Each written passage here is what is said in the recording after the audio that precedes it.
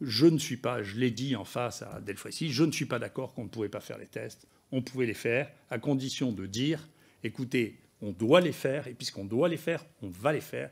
Comment on fait? D'accord?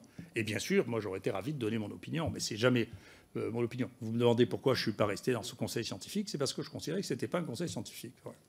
Et que je ne fais pas de présence, je n'ai pas le temps. Et donc les gens qui étaient là n'étaient pas. Je sais ce que c'est un conseil scientifique. Moi j'ai un conseil scientifique pour l'IHU, je vous assure, qui fait rêver le monde entier, de qualité. C'est que des stars de leur domaine. C'est pas ça. C'est un conseil scientifique. Pour moi, c'était pour donner des conseils scientifiques, déterminer quels étaient les projets scientifiques. C'était pas à nous de réfléchir sur le confinement ou sur le truc. Personne ne sait répondre à ça. Donc les discussions qu'il y avait dans ce conseil scientifique ne me concernaient pas. D'accord ? Moi, je veux bien parler de science, je veux bien parler de médecine. Donc si on avait abordé ces questions, et quand j'ai appris que les essais avaient été déterminés par Yazad en dehors de tout conseil scientifique. Le projet scientifique lancé par le ministère de la Recherche est fait en dehors de tout comité scientifique. Donc c'est pas un conseil scientifique, je sais pas ce que c'est, mais c'est pas moi.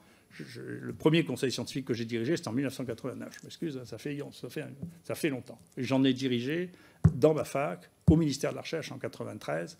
Donc je sais ce que c'est. C'est pas ça. Le conseil scientifique, c'est pas une bande de types qui ont l'habitude de travailler entre eux et qui discutent en disant « Et toi, qu'est-ce que tu en penses ? Et toi, qu'est-ce que tu en penses ?» C'est pas ça. C'est des données, des données, des données. Qu'est-ce qu'on fait maintenant ? Et qu'est-ce qu'on propose maintenant de pratique pour faire de la science et pour faire de la médecine ?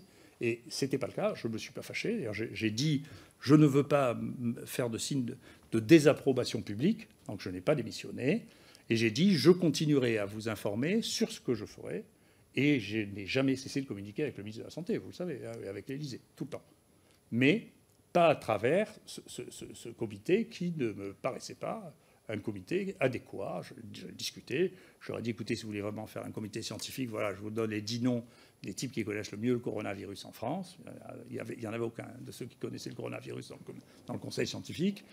Il suffit de regarder, il y a des sites pour ça, ça s'appelle Expertscape. Vous regardez les 20 premiers Français qui avaient publié sur le coronavirus, il n'y en avait aucun dedans. Donc c'est quand même, c'est ça la science. Hein. Après, vous regardez. Donc moi, je n'étais pas d'accord. Et c'est une vraie question que j'avais déjà soulevée. Ces deux questions que j'avais déjà soulevées dans mon rapport au ministre, c'était les conflits d'intérêts. Vous pouvez le lire, hein, il est online. Hein. En 2003, j'avais dit il faut faire attention aux conflits d'intérêts. Les conflits d'intérêts représentent un véritable problème et ils vont nous polluer. Vous avez eu depuis le Mediator, vous aurez Gilead et vous aurez les autres. Mais au bout d'un moment, il faudra s'en occuper pour de bon. Dominique Maraninki, quand il était directeur de la NSM avec Xavier Bertrand, a mis en place Santé Gouv, qui était Transparence Santé Gouv, qui est très bien, mais il faut s'en servir. Il faut le regarder. Regardez ce qui se passe. Et donc, quand les gens ont des conflits d'intérêts, ils ne peuvent Monsieur pas le professeur, parler de choses qui a eu des conflits d'intérêts au sein du Conseil scientifique ou dans la périphérie? Non, mais regardez, tout ça est transparent. Hein. Peut-être pour vous, pas forcément pour nous. Écoutez, c'est pas compliqué, vous avez un site qui est très bien, parce que le Santé Gouv, Transparence Santé Gouv, c'est un peu compliqué parce qu'on mélange tout. On mélange, il y a les repas, etc. Mais sinon, il y a un site qui regroupe tout, qui s'appelle Euro4Doc. Vous avez qu'à regarder, vous mettez tous les noms, Euro4Doc. Tout ce que je vous dis, c'est tout sur Internet. C'est simple comme chou. Hein. Et au bout d'un moment, quand les gens me disent, il faut regarder, vous regardez Euro4Doc, et vous regardez. Et donc, moi, je vous ai dit, j'ai un conflit d'intérêt qui tachit, et la seule fois où j'ai parlé de microscopie électronique, j'ai rappelé que j'avais, parce que c'est vrai, j'en ai un, c'est incontestable. Ça veut dire que je n'ai pas le droit de parler de quelque chose ou de recommander quelque chose qui a un lien, que le lien soit pro ou contre, parce que du coup, ça revient sur l'hydroxychloroquine, bien entendu. Hein. D'accord ? Donc la question des conflits d'intérêts, c'est une question que j'avais déjà posée donc, il y a 20 ans, je m'excuse, parce que le temps passe pas tout à fait, 18 ans. Et j'avais posé l'autre question, qui est la sélection des experts dont on parle comme ça. Et j'avais dit, faites attention. Vous savez, l'expert qui avait été choisi à l'époque pour parler du charbon, c'est un expert qui avait été envoyé. Il servait d'expert polyvalent, celui-là. Il était expert polyvalent. Il venait de l'Institut Pasteur. Et donc, il disait, je suis expert. Alors, j'avais fait, moi, ces publications. J'ai l'habitude de faire ça. Mais il était expert de rien du tout. J'aurais dit, mais c'est pas vrai. Et ce type s'est fait choper l'année d'après pour vouloir passer chez nous à la classe exceptionnelle. Il avait bidouillé son CV.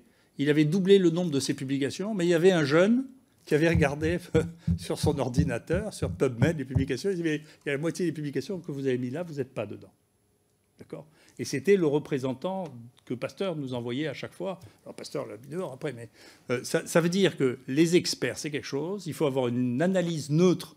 Et pour ça, il faut, je sais pas, c'est sévère, il y a des institutions dans ce pays, l'Observatoire des sciences et techniques, ils sont parfaitement compétents pour faire ça. Il faut leur demander une évaluation de la qualité des experts. Et il faut demander sur Transparence Gouv, effectivement, le fait que ce ne soit pas de l'autodéclaration, mais que les gens n'aient vraiment pas de conflit d'intérêts.